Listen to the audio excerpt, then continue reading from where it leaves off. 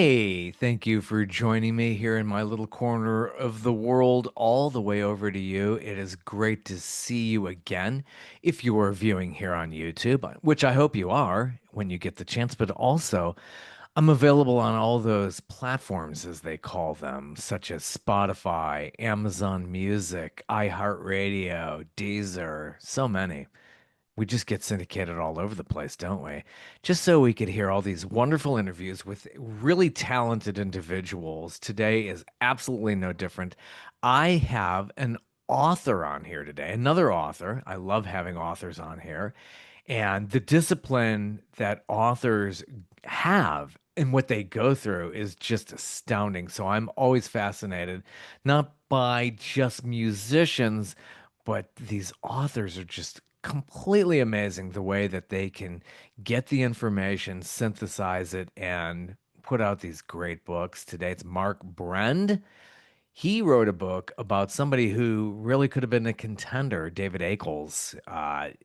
Nobody knows who he is. Nobody knows who David Ackles is. David Ackles was really big in the late 60s and the early 1970s, and so many of the big stars that we have today that were even big back then, such as Sir Elton John, really love this guy. In fact, I think David Ackles had opened up for him in LA at the Troubadour, played that venue. So Mark put together this great book about a guy who really could have been. It's a big mystery as to where he went after a couple of albums. And we go through that and what he did in the Los Angeles area for so long. Mark is also British. So it was nice to speak with somebody who is across the pond. I haven't been across the pond in a while, actually. Closest I came over there was visiting London back in the mid 1990s and was just fascinated with that city. It was a bit nippy. Went there around Boxing Day. But anyway, this is a great conversation I have with Mark. We go over David Ackles is just, yeah, a real genius, real good composer. I would probably maybe say someone, he's not like Leonard Cohen, nothing like that. I mean, he's somebody who just like wasn't huge, but like was very deep and just had just an incredible amount of work out there. We talk about some of these amazing tracks like The Road to Cairo, a very bluesy number on his debut album. His sophomore album is really, really good. Great track on there called Candyman. Good stuff. And it's available wherever you get music. It was kind of a mystery for a long time as to what happened with David. Things just kind of fell through. He was in contact with somebody like Clive Davis, but the record company at that time just like it fizzled out. Clive ended up leaving at that point, as we talk about in this. So great to see you all. Great to see you here in mid-August of 2025. It's a brutal summer here in the greater metro Atlanta area, as it always is. I don't expect anything less. We do get some summers where we could get a little bit of a respite in the name of rain. That's the only thing that really brings it down. But this is one of these summers where it's not raining enough. When we get it, some people just get very violent thunderstorms in their area, and others just don't see anything. In my area, where I'm at, well north of Atlanta, it is been really missing a lot of rain. Not that I need the lightning. Who needs that? That's scary enough as it is. I've seen it strike, and it's not fun. Trust me. But as I think about it, it's like it's been years since we had like a really rainy summer, and it really kept the temperatures down. So, well, enough about that. It's just, hey, it's hot Atlanta. You expect it, but it's tough to get through. It's kind of like our version of winter, but here's the great thing. You don't have to drive in anything like snow like they have up in the north in the winter time. You have that physical barrier, that challenge that you have to deal with. And our worst weather is the extreme heat. So, I mean, the worst thing is, yeah, you got to crank the AC, which, the poor little AC units. I've probably said that a zillion times here before, but I always feel sorry for them. It's terrifying. It really is. Then you can get like overcooled at times. Like if you're sitting under an air conditioner, like I am right now, then you go outside and it's like muggy and hot, and it's like that's a great way to get sick, isn't it? And there are plenty of people who probably do get sick in the summertime because of those huge temperature swings. You could just overcool yourself way too much. Then you go out there and you're like, oh my gosh, it's like totally different. Kind of cut back on the running a little bit too. I can't get up that early these days because I've been working kind of later days here now. So it's been a little tough. I mean, if I get out, I'll hit the old treadmill to get that old exercise in there. But other than that, we're making it through here. This is mid-August. Mark's book is just coming out. And get it wherever you get those books. Mark Brend, Brend, I believe. And you can get that anywhere, your Amazons or Barnes and Nobles. Interesting book, really, really interesting book about a real major talent and somebody who had gone on to doing some interesting things once he was done with the music business. It's a tough business. Media's tough, and these days there are other challenges with media. It's really, really, really tough to deal with and tough to compete in this environment. So we go over that a lot too. So anyway, enjoy my talk with author Mark Brend, who's way over there in the UK. Hope you enjoy. Hi, Bob. Good morning. How you doing? I'm fine, thanks. How are you? Good. Good. Hanging in there. Where Good. where are you speaking from this morning? I'm from Exeter in Devon, southwest of England. Excellent. And weather is doing fine this time of year? It's warm for us, actually. Yeah, it's about 80 degrees Fahrenheit, so Fahrenheit. it's quite good. Yeah. Yeah. Well, thank you so much for joining me today. It's a great pleasure. An author of many books here, and this latest one is quite interesting. And what are its origins? Your interest in it? It seems to go back at least 40 years. Your interest in this artist, Mr. Ackles. Yes, David Ackles. Yes, I first came across him, as you say, 40 years ago. I found one of his albums for sale secondhand. Didn't know who he was. I just bought it because I liked the cover and was fascinated by his music. I discovered that he made four albums, which I acquired, and I've always loved his work. And over the years, it dawned on me quite quickly that he was somebody who wasn't widely known, and yet the people who do know about him tend to really love him passionately. And I thought there was an interesting story there about why he made records that were so admired by some people, and yet he remains largely unknown.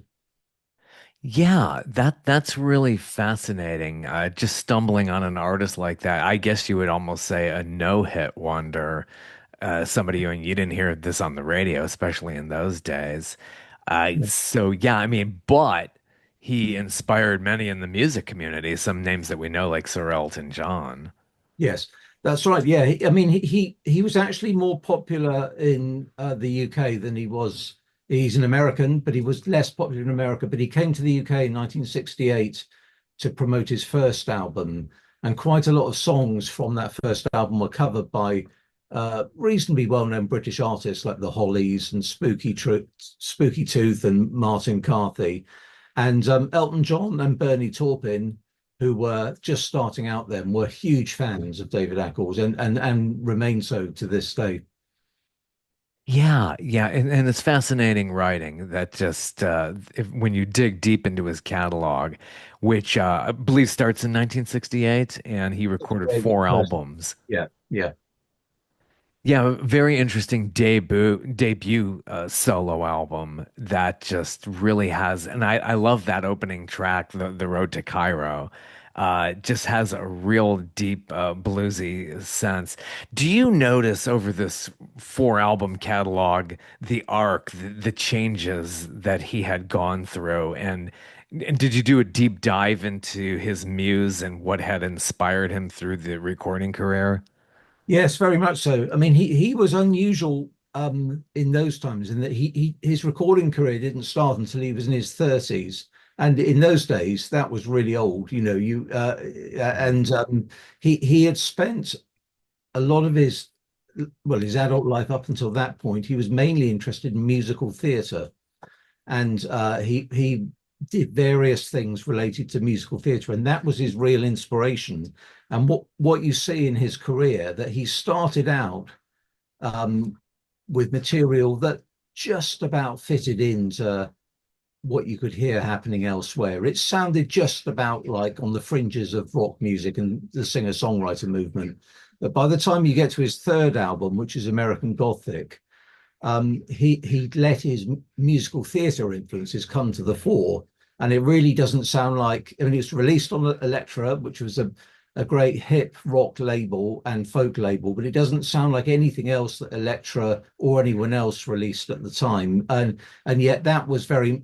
And it was an interesting thing because that album got a hugely positive press response. The reviews were saying this is that there are, it's quite funny to read them now, but there are a lot of reviews at the time that were discussing whether that album or Sergeant Pepper were the best albums ever made, and and it really, Amazing. and the reviews were that good, and yet the album didn't sell particularly well, and he only did one more after that, and then it was over. He was gone.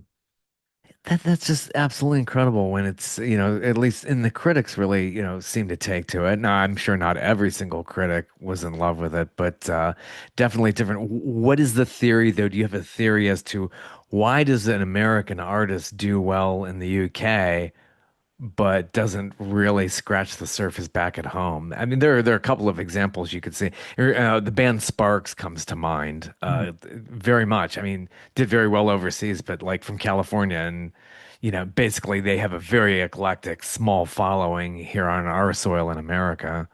Yeah.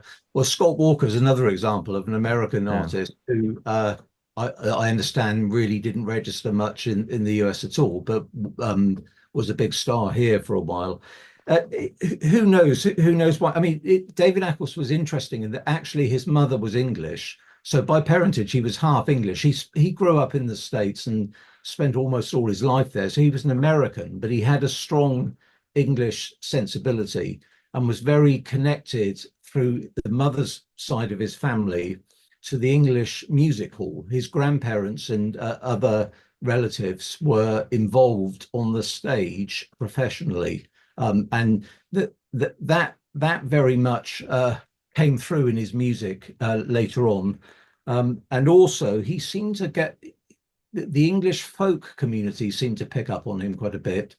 He had a song called "His Name Is Andrew," which is a very, you know, extreme, involved narrative ballad. And it's been covered quite a few times within the English traditional folk community, which is strange, really. That's a man from Los Angeles writing a song about somebody who loses his faith, and it becomes a popular song in the English traditional folk community. I don't know why that happens. Who can say? Yeah, yeah. So putting the book together, how long did this take from idea to finish? Oh, I don't. I mean, it probably took about 2 years, but I've been Yeah. thinking about it for a long time before then. And I had actually written about David Ackles a bit before. I'd written a few articles and a chapter in another book. So I'd, I've been researching him for about 25 years, really, on and off, but the last 2 years more intensely. Yeah, and it has a very interesting early life, especially studying abroad and studied literature abroad. So that probably brings a lot of the sensibilities into the lyric writing as well. Yes, I think so. He spent a year in Edinburgh in Scotland studying uh, Old English, and he was quite cultured in that respect. He would never really formally studied music, but he could play the piano very well and became, in a technical sense, musically very competent. But he also, before, as well as before that, he had a interesting phase in his life because he was a child actor in a series of films, Rusty films, with Rusty being a dog, and there were half a dozen of those films, a few more, I think. And he was in. He had supporting parts in quite a few of those films when he was between the age of about 8 and 12, I think. Yeah, it's interesting. He was kind of wanting to be more like a top and kind of a character in the music business, but he was influenced by somebody named Jack Holzman who wanted to say, "Hey, you got the goods. You're it. Get up there and start recording." I'm sure that had to feel probably kind of strange to him. And he also, like you were saying earlier, a little bit older than the singer-songwriter that's was coming out in the late 1960s. Hmm. Yeah, I mean, Jack Holzman is a fascinating man himself, of course, and he started Elektra Records right back in the 50s. And when Ackles was signed, he was signed in late 67, and the idea was that he would be a songwriter for other artists. He made some demos, and Jack Holzman said, I think you should record these yourself. I think you should be the recording artist. And so David Ackles found himself in a recording studio making an album out of nowhere, really. He had no expectation that that would happen. He hadn't played live as a performer. He had none of the background that people normally have before they get to that stage of making their first album. Yeah, there's a little bit of a trippy and theatrical feel in this track called Blue Ribbons that kind of piqued my interest as I'm listening to this debut solo album. And Mm. it really just tells you how much that was inspirational to him going back then. Which of the tracks were covered by other artists like Spooky Tooth, Martin, Carthy? Uh, Well, on the first album, The Road to Cairo was almost a hit for Julie Driscoll and the Brian Auger Trinity because they'd had a big hit with This Wheel's on Fire, the Bob Dylan song. And Road to Cairo was their follow-up single. And everyone was expecting that it would be a hit, but it wasn't really. I'm not sure why. So that was covered. Downriver was covered by the Hollies and Spooky Tooth and a couple of other less well-known artists. Be My Friend is another song from that album, was covered by several English folk singers. And then His Name is Andrew was the one that was covered by Martin Carthy. yeah, heavy on the organ in there too. So was David very much a multi-instrumentalist, or is he basically just at the piano?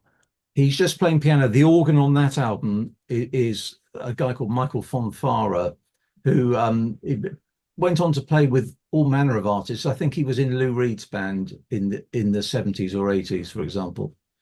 Hmm. Yeah, he was a really good working musician. Back then, you really paid your dues. It wasn't like just getting on a talent show and all of a sudden your debut album has 5 hit singles or something like that. It's just you had to really pay your dues back in those days, late 1960s, early 1970s, and all those guys very much. So I mean, he sounded like he did all those kind of things, but as we always know, the music business is so tricky. It's so hard to say, hey, what's a hit? What's a hit album? What's a hit single? It's very tough. That's what the A&R guys are for. Mm, yes, yeah, that's right. I mean, he was somebody who didn't quite find his niche really. He got a lot of good press, and even when he was playing live as a live performer, he could sing and play very well. So technically, he was really good. And I've heard about 3 or 4 hours of recordings of him live, and the standard of musical performance is very high. But there wasn't really a right venue for him because he was a solo piano playing singer-songwriter. He didn't play with the band apart from once in the UK. And he tended to end up in folk clubs, which wasn't quite right, or supporting rock bands, which didn't work either. So although he played live quite a lot for a few years, he was never comfortable with it, and it it didn't really. He couldn't ever break himself through playing live. And speaking of live, he was at the Troubadour in 1970. Was that opening up for Elton John?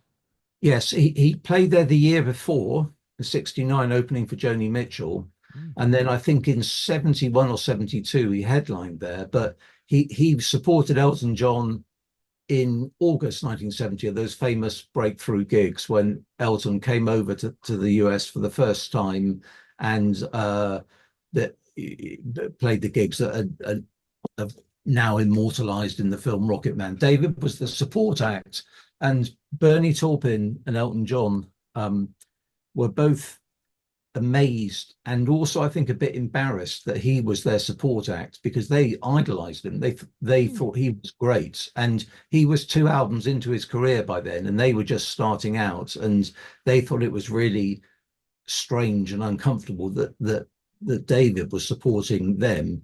But by all accounts, they got on very well, and David and Bernie Taupin in particular became good friends after that gig.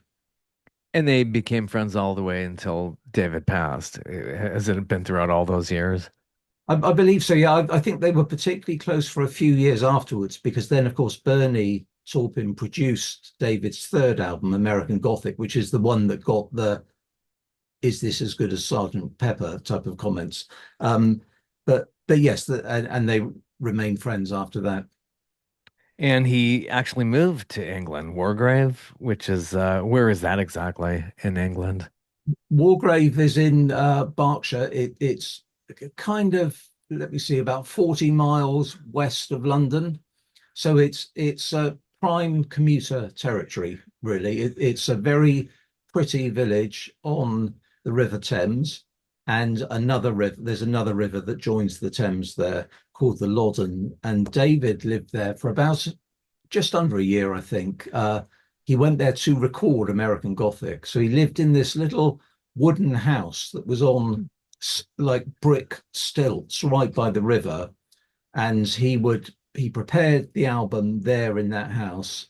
And when he came to record it, it was recorded in London, and he'd catch the train down every day, uh, do the 8 hour session or however long it was, then come back on the train to the house in Wargrave. And on the cover of the album, American Gothic, you that's the house you see there. There are pictures of David and Janice, who he later married, are on the cover of the album. The house was so near the river it would quite often flood, Oh and gosh.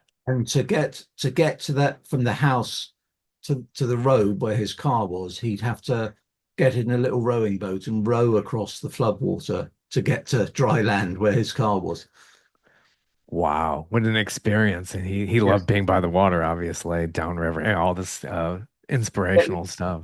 Yeah, so the river was a sort of recurring motive in his songs. There were quite a lot of songs that mentioned the river.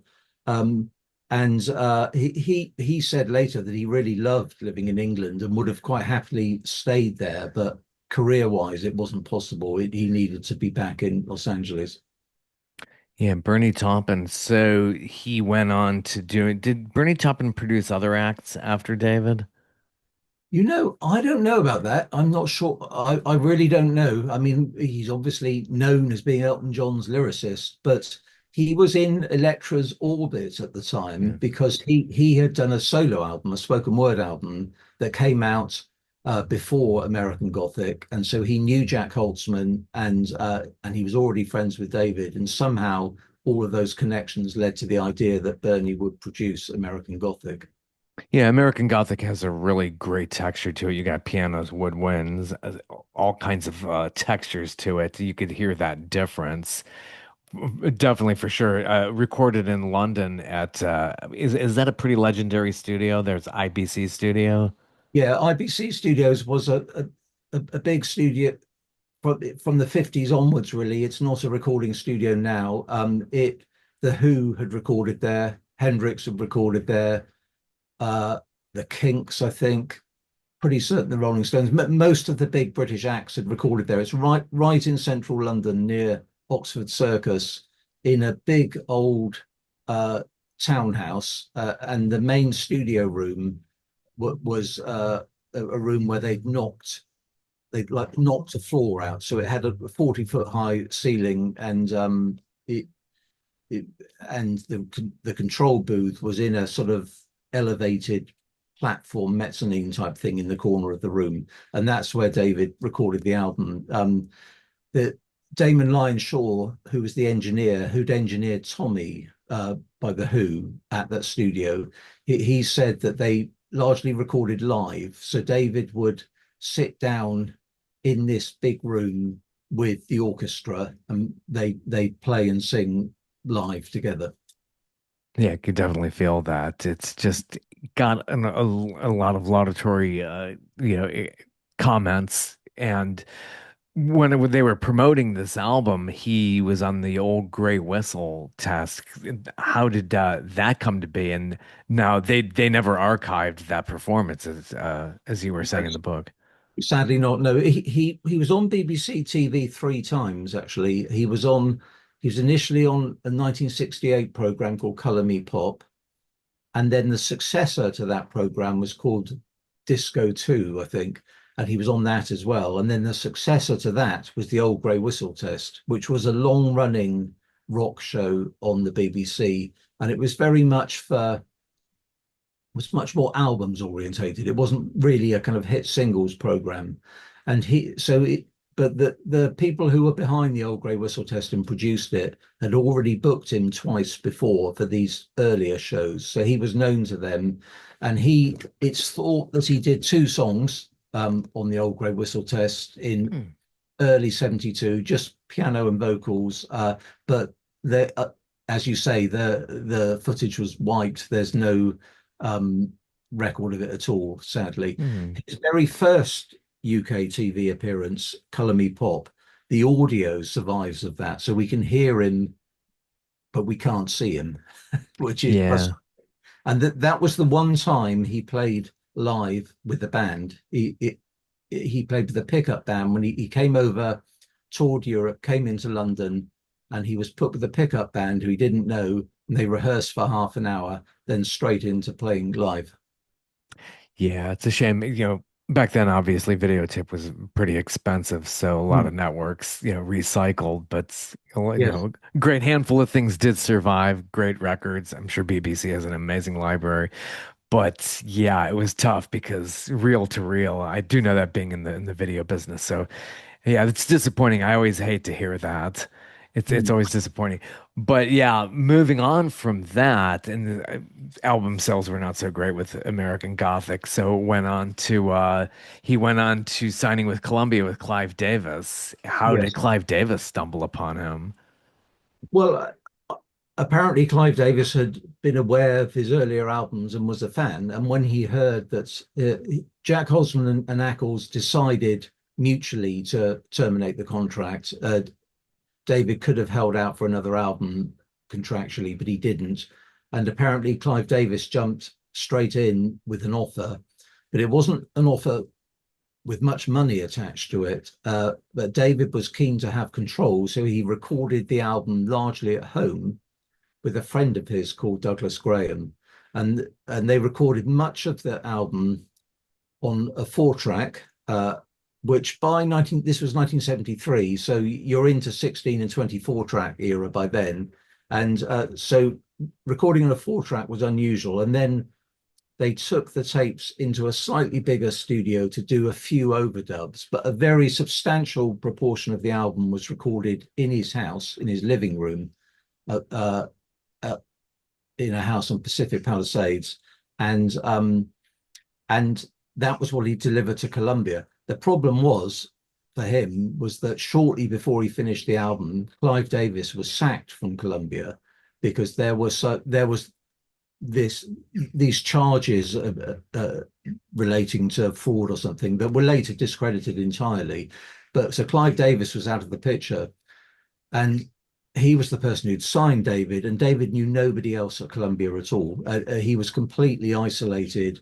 They didn't know what to do with him, and he didn't know what to do either. And you can really sense that with the way, if you compare how that album was promoted to American Gothic adverts everywhere, a lot of press coverage, TV specials, and that type of thing. And then with Five and Dime, there are a few reviews. It's very low key. It's quite clear that Columbia didn't have a clue what to do with him, and that he was dropped very soon after that. And that album sunk without trace. The other thing about that, which was disappointing for David, was that he was more popular, as I said earlier, in the UK than he was at home. And the Columbia album wasn't even released in the UK. And so where he had his biggest audience, that they couldn't get hold of the album. So it wasn't like now where with streaming and everything, everything's accessible. If the album isn't released in your territory, you never saw it.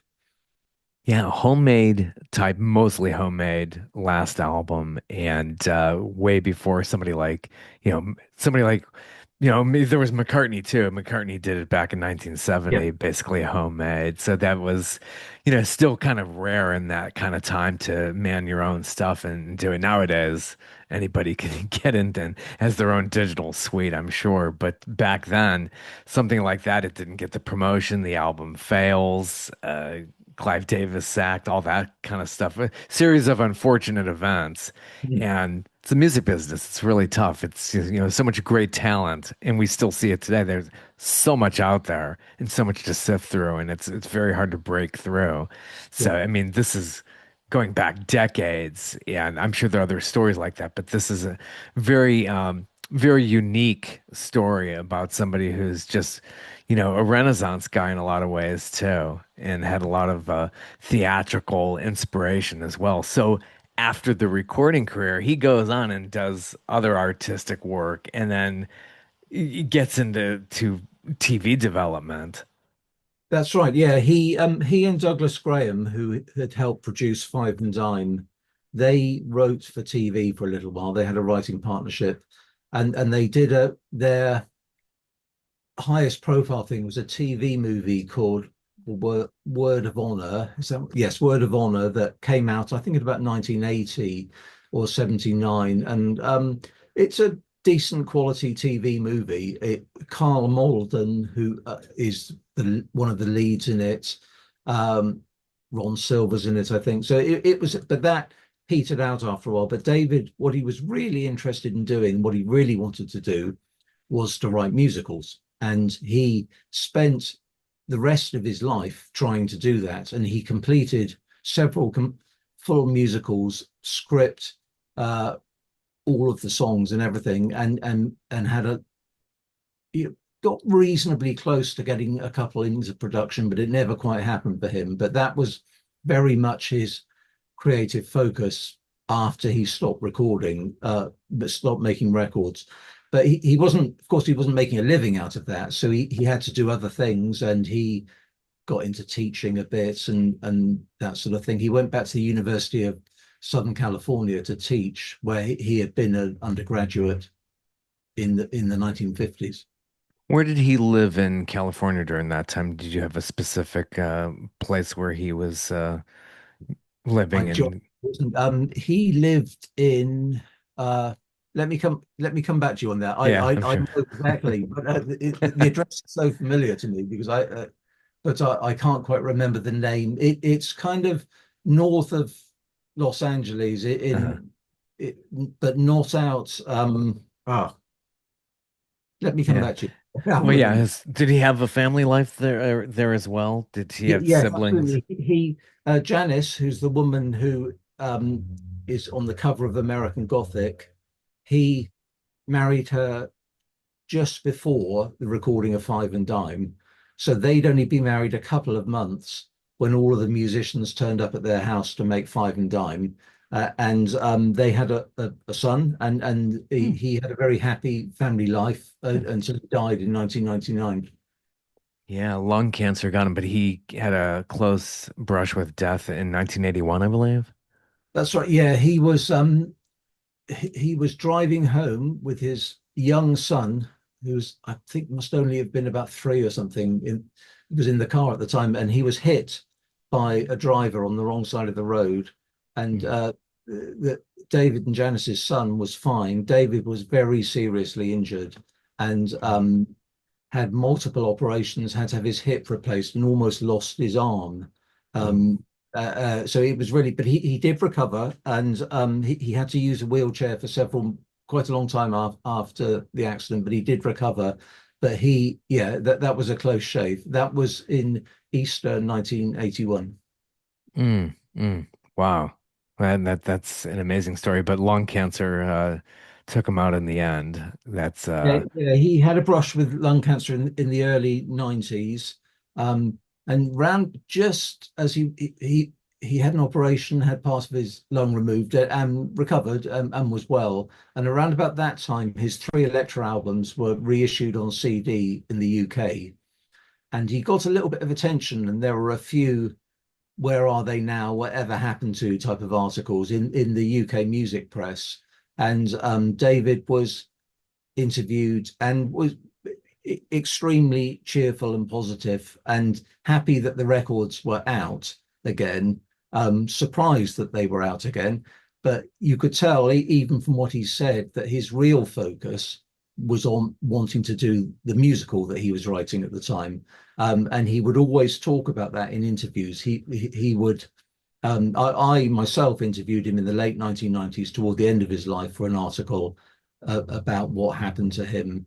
And he was extremely charming and gracious and warm and generous and happy to talk about his music, but really wanted to talk about his musicals as well. And he was writing, worked for a long time on a musical about Amy Macpherson's Mm. sister Amy, who was a in the UK, it's not somebody who's known at all, but probably in the USA is better known even now. But she was a very famous and somewhat controversial sort of media evangelist, I suppose. She was somebody who used radio a lot in the 20s and 30s. Hmm. And she There was a scandalous episode in her life where she went missing and then turned up a few weeks later and said she'd been kidnapped. But there was a lot of dispute about that, and some people were saying she ran off with her lover. And anyway, David's musical, which is called Sister Amy, was all about that disappearance. And he worked on it for a long time and got it to quite a high standard and had some workshop productions of it in Los Angeles through the 90s, but unfortunately didn't quite live long enough to see it through to a full production. Oh, maybe the son can pick it up. What's his son doing now? Well, yeah, I don't know. It would be great if somebody could pick it up. Who Yeah. knows? He made a demo of it, which he doesn't sing on himself, or not much. He hired professional singers. So he went a long way with it and was very committed to it. Yeah, and then later on, what song did Phil Collins cover for the Desert Island Discs? Well, he didn't cover it. He played it. So Oh, he played Desert on. Island Discs is, for anyone who doesn't know, is a long-running BBC radio show where celebrities go on and talk about the eight records, I think it is, that they would take to a desert island if they were stranded. Ah, okay. And Yeah, and he, that makes sense. Phil Collins chose Downriver, which is from the first album. And at that point, David was a very obscure figure. But then Elvis Costello had a chat show briefly called Spectacle, I believe, where he had he had Elton John on as a guest. This Uh, was after David died, but they sang Downriver together. They oh, duetted, okay. and I think you can probably still see that online somewhere. It was on YouTube for a while. Okay, I'll have to check that out. I'm sure it's very good if Elton's covering it. It's got to be an amazing performance. And I Yeah. didn't know Elvis Costello had a talker, so that's interesting. Hmm. Yeah, I think it was a pretty short running thing called Spectacle. I'm pretty certain, a few episodes. And Electra was gonna do a box set at some time, and it just got scrapped. Yeah, that was a frustrating episode. This was in the late 2010, so maybe about 2007, 2008. There was a box set that was produced, possibly even manufactured, we're not sure, but it was all designed, all mastered, and it had the three Electra albums plus about an album's worth of previously unreleased material. And beautifully packaged with liner notes by Bernie Taupin and Elvis Costello. But it was pulled at the last minute because of, I believe, an ownership dispute about one of the tracks, and it's never seen the light of day. Yeah, always something with the legal community getting involved as well. It happens so much in music as we have seen, especially with the Beatles and how Yes. Alan Yeah. Klein got involved there and everything. Great new book. Do you have a whole line of other books? I've not really stumbled and done a deep dive on your entire catalog. Who else have you written about? Well, my first book, which was a long time ago, was called American Troubadours, and that was about nine American singer-songwriters that I particularly liked, including David Ackles, but people like Tim Hardin and Tim Buckley and Fred Neil, Tom Rush, and so on. I wrote a book about very early electronic music. That was about 12 years ago now. I'm talking pre-synthesizer electronic music, particularly used in films and TV. I wrote a book about Lowell George of Little Feat. And I Hmm. not just music, I write about other things as well. Very good. And it seems very inspirational there where you are writing from as well. It seems like a nice, quiet, humble place where you can concentrate. You mean in this Yeah, right where yeah, you're this at there. shed in the Yeah, it garden, seems yeah, like it. yeah. Yeah, it's very hot at the moment in here. Oh gosh. Yeah, that's true. You don't, do you have air conditioner there? No, no, nothing like No. that. An essential thing we have here in Atlanta, Georgia, in the southeastern United States. Here we are in July of 2025, and it is another scorcher, as it always is here in this Yeah, part of yeah, America. It's yeah. just wow. Yeah, it's essential here, but yeah, over there, I'm sure. But yeah, you definitely save on the electric bills, but then again, it's kind of tough when it gets up over a certain temperature there. Yeah, absolutely. Yeah. But can't complain. It's better than cold and rain, isn't it? Yeah, yeah, very, very true. Excellent. Well, thank you so much for joining me. This has been fantastic. It's interesting to hear about people who are really off the radar. Mm. And that's a general theme in my podcast is that I've talked to many people, some on the radar a little bit, and then some are way off of it. And David Ackles definitely fits that bill for sure. And it's just amazing that he has inspired some of the biggest people in pop music. It's very interesting to hear that, and you bring that to light in the book as well. So this book is available wherever we can get them. Yeah, for I can't I can't remember off the top of my head the exact date. Sometime in mid-August, it's just available through all the usual places that you get your Okay. books. Mid-August of 2025. Be Yeah. sure to get that out there. Downriver. That cover photograph of the book, is that from something you pulled from his catalog? Who do you know who took that picture? It's a bit of a mystery because in the first in the book American Troubadours, where I wrote about a chapter about David Ackles, we got that photo, and it's a photo of him playing live, but nobody knows where it was taken and who took it, and so ownership is unclear. It dates from 1968, we think, possibly 69. Hmm. Not too far before his sophomore album, which has kind of fun sing-alongs on there too, like Mainline Saloon. It's a cheery type song. Yeah, just basically, yeah, I could picture everybody in the saloon having fun. Yeah. Yeah, yeah, definitely. Great catalog, for sure. To check him out, David Ackles. He's streaming everywhere. So I'm hoping the estate gets some money. You don't make a whole lot out of streaming, and hopefully it's the publishing that's keeping everybody in his estate going. So always Mm, hope for that. mm. Yeah.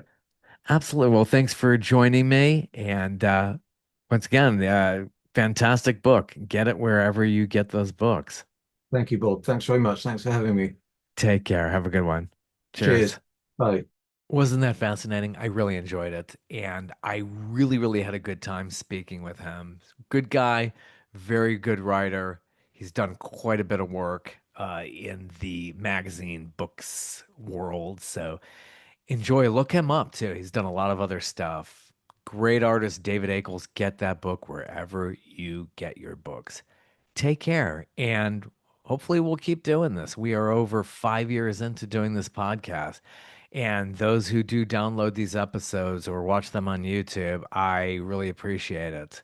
Thank you so much. It means a lot to me. Take care.